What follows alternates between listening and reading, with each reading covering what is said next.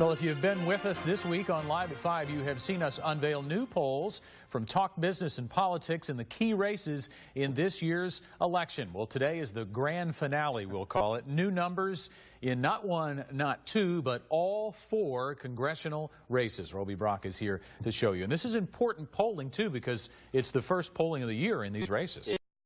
It is, Scott, and what we found is that we've got some wide open races and some competitive races here in Arkansas. Let's go straight to the first congressional district race. You've got incumbent Republican Congressman Rick Crawford at 47.5%. Heber Springs Mayor Jackie McPherson is the Democratic nominee. He's at 33%, so you see about a 14% difference there. The Libertarian candidate Brian Willite at 3%, 16.5% undecided.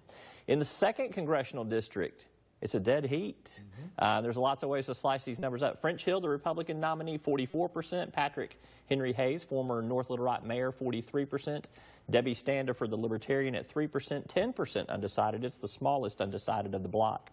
Third congressional district, we've got Representative Steve Womack, Republican, solidly ahead. He's cruising to re-election at 57% versus only a Libertarian candidate, Grant Brand, at 20%.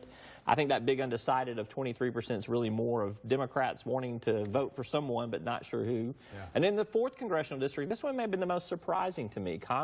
Representative Bruce Westerman, the Republican nominee, 48%. James Lee Witt, former FEMA director under Bill Clinton, 34%. Ken Hamilton, the Libertarian, at 3%. Undecided at 15%.